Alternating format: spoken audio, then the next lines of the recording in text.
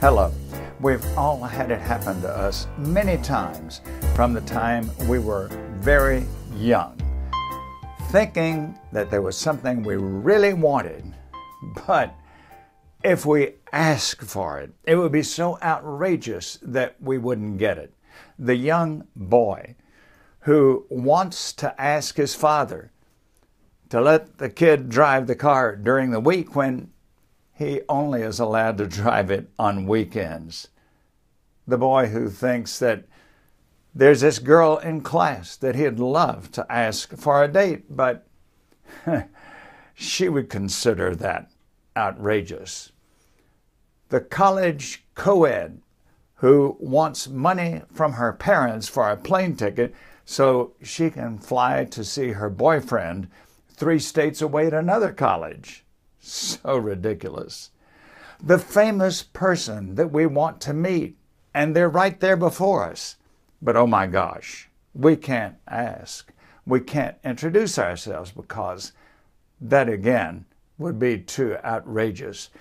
In these and many hundreds of instances, we need to know how to ask outrageously and how to succeed when we do it.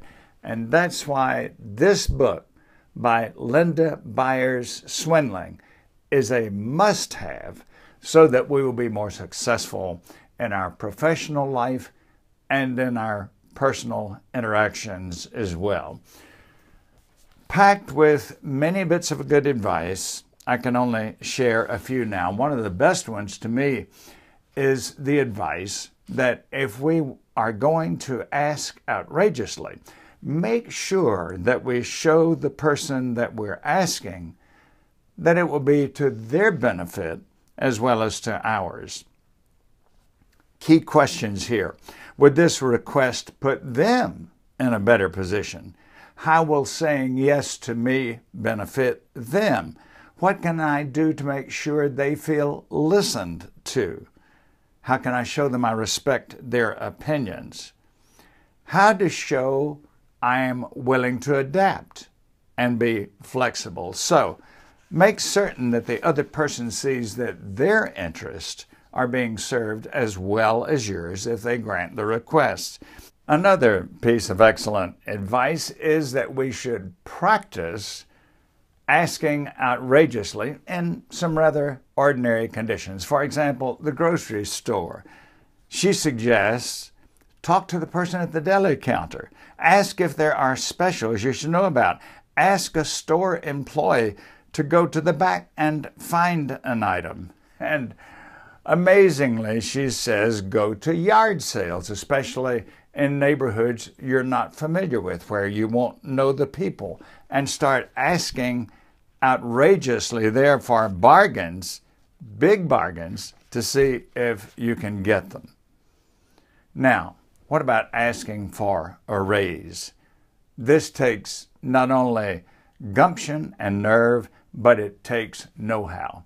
Her advice here is, I think, very unusual, creative, and can do wonders for you. She says, you've already been paid for the work that you've done in the past, so don't talk about that as the reason you should get a raise. Instead, talk about what you're going to do for the company that you have not done yet and justify your raise on the future, not on the past. Then again, another passage that I want to share is this one. In every situation where we are going to ask outrageously, do it face to face. We are so accustomed to emails and texts and phone calls and Skype and other ways of communicating technologically. But remember that face-to-face is best. It's easier, she says, to tell someone no by email or text, so don't go that route. If at all possible, go face-to-face and persuade on a personal level. Communication via technology eliminates many rapport-building opportunities. Find ways to talk to human beings instead of pressing buttons and filling in forms. This is a book that every person who is engaged in any level of persuasion needs to get. You'll like the numerous examples, the clear writing, and the fact that the author does want you to learn how to ask outrageously.